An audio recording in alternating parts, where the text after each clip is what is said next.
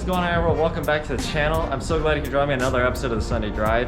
It's currently a nice 30-degree day in March. Well, it was 30, now it's up to a whopping 38. But that's not the point of this video. I have some exciting news. We'll come over here. See this?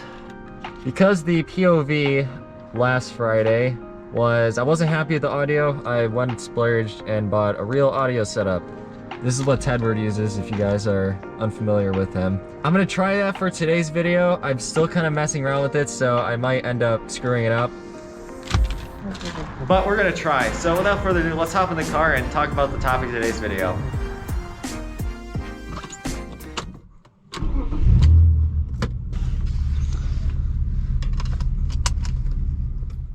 Alright guys, so topic of today's video. Are poly bushings worth it for your car? Or I guess like the truth about poly bushings. Been talking with a lot of people lately and they've been saying a lot about poly bushings and kind of trash talking them honestly, so I wanted to debunk a lot of myths with poly bushings. As you guys may or may not know if you're new to the channel, I've had poly bushings in this car for well over a year. Most of my ownership of this car actually. I bought it stock. I've driven stock ones, so I have like a comparison to make. Like I can tell you the honest difference. For those of you who don't watch this channel regularly, the poly bushings I have in this car are AKG 95A, poly R tabs and F cabs, and then AKG 75D diff and subframe bushings. And I'm also going to talk about the different types of bushings and which ones made the biggest NVH impact, which ones didn't really matter, like etc, etc. So to start off talking about poly bushings, I would say the number one thing I hear a lot is that they squeak. I'm going to debunk that, or kind of debunk it. So at least for the E36 chassis, I can't say other BMWs because, or any other car. I've rode in a Mark III with poly bushings and that was nothing to write home about. But talking about the E36, and I imagine E46 and E30s are probably very similar, the only poly bushings that are going to squeak are your R tabs. If you wanted to truly have no squeaks at all, you can't go poly in the R tabs. You can, if you lubricate them properly, they will barely squeak, and if you use the right kind of lubrication, then over time it won't really leak out. I really like Silglide. That is the lubrication I've stuck to through everything, and it is just phenomenal stuff. But for the R tabs, definitely over slow bumps, like while we're driving now, there's not really any NVH increase from them, not even like in the ride or anything. But when you go over slow bumps, like in parking lots and stuff, they do creak a little bit. It's almost like a that's the best way to describe it.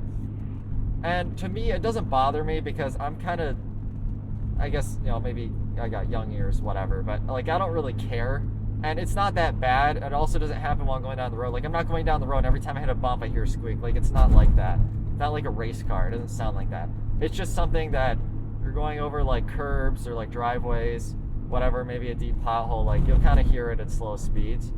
And then also with that, I would say the poly R tabs, they're definitely the noisiest of the bunch. When it gets colder, you can tell that it gets a bit louder because everything gets stiffer, and that is something overall with poly bushings, is that when it's colder, they will make a little more noise. Colder as in like winter time, like 20 degrees out, right?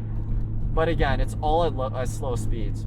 Generally with poly bushings, once you speed up, like normal driving speeds, the NVH increase is basically just down to whatever spring and shock you're using.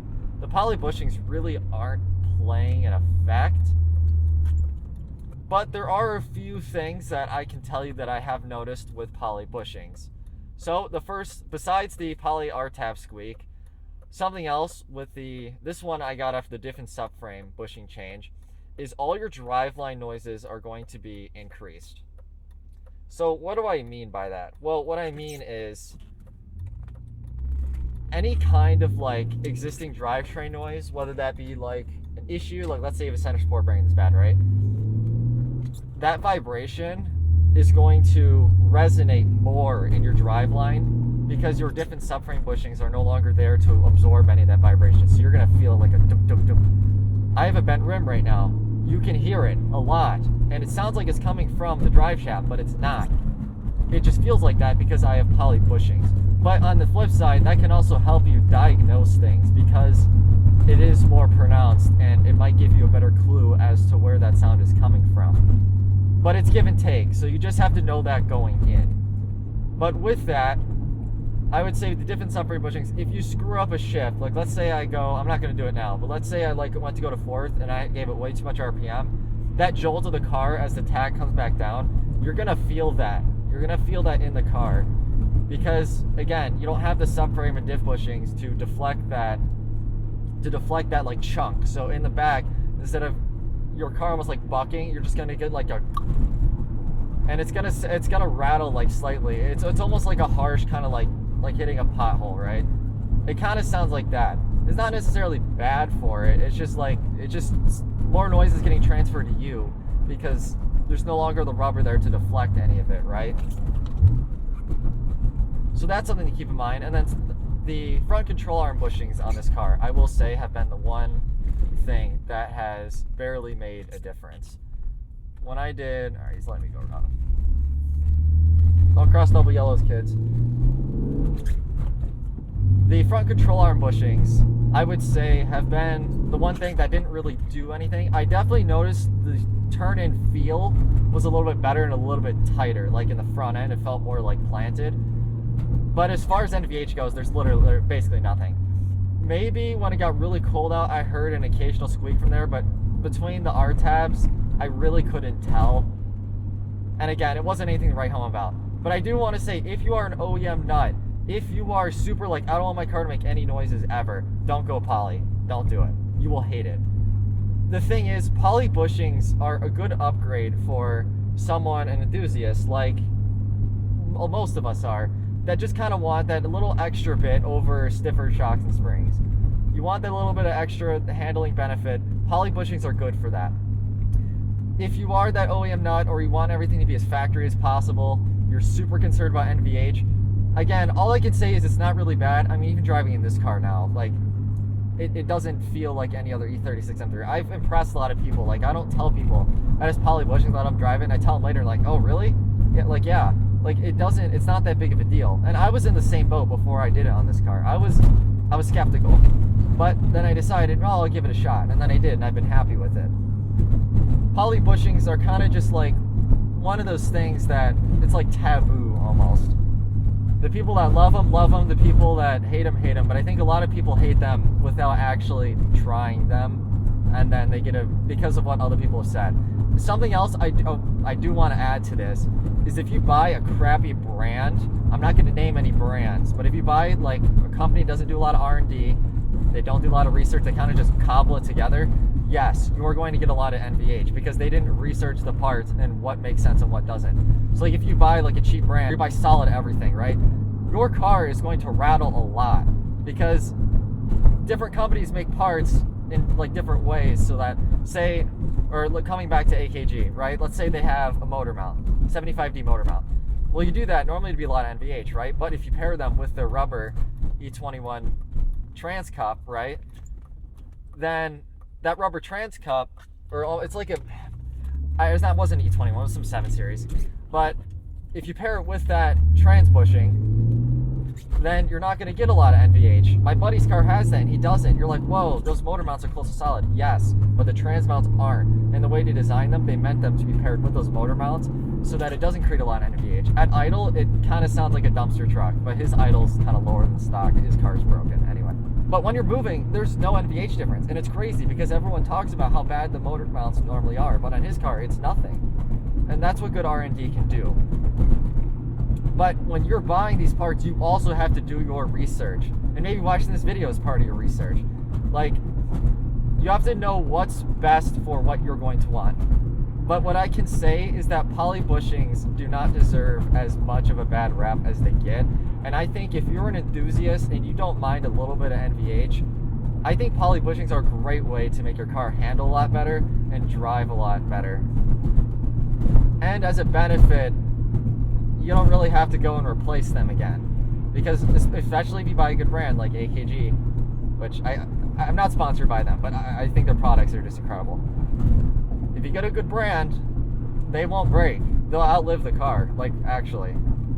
So there's not really a downside. Now, if you buy, I'm not a fan of Delrin. I think Delrin, I don't have any personal experience with them, but I have friends that have experience with it, and a lot of what they have said, and like I've ridden cars with Delrin, ride is a little bit crashier because Delrin doesn't have the same like memory that Poly does, because rubber has memory, right? It like comes back to place. Poly does that too, but it's just stiffer. Delrin doesn't, and it deforms. Oh, that's so crisp. I'm being an a-hole on the road. But Delrin doesn't have that, so Delrin over time will deform, and eventually you'll have to replace it, because now it got too out of shape, and then your bushing's no longer good. So I kind of talked a lot in this video. I kind of just wanted to talk about poly bushings, ramble for a few minutes, because I think that a lot of people talk about it in a negative light, and it really doesn't deserve it. I will say that a lot of poly is cheaply made, and if you buy a cheap brand, then yeah, it's not going to be that good of an experience. But if you buy a good part, you use them in the correct application, and like another thing, you have to just lubricate them properly, then you're going to be fine. And like AKG, they tell you do not lubricate their bushings. I have been told, and this is what I did, and I had perfect success with it, lubricate the entire bushing and everything it touches, and it's helped a lot. Especially with a good product like So Glide, which I keep talking so greatly about. It's super hydrophobic and it's very good at lubricating. Then you won't have any issues. They won't really squeak. The R-tabs I didn't do it with, and I couldn't get them back out because the R-tab is so tight fit. I would have to buy like the new little cups that the R-tabs sit in, and then buy the R-tabs. I don't really care that much, because again, it's only a deal in parking lots. But lubricate them properly, buy the right parts, use them correctly. Use them correctly as in if you live on a dirt road, maybe it's not such a good idea. But with all that said, I'm so glad you guys could join me for this one. It's kind of something I just wanted to get off my chest. I hope that you may have learned something in this video. If you guys want me to talk more specifically about the different poly bushings and like what I liked about each of them, I can do that in the future. But keep it fresh, and I'll see you in the next one. Bye, everyone. Oh, and one last thing before we go. If you have any questions about this, comment down below. Seriously, I love answering your guys' questions and hearing your feedback. I do talk kind of fast, and also don't forget to like and subscribe if you did enjoy the video, and let me know. It really helps give me feedback as to what you guys actually like seeing. You guys seem to really like the Sunday Drive series. And also make sure to check out my Instagram if you want to see videos before they come out, like little tidbits, or if you want to see just more about my life. Sometimes I put reels on there, whatever. But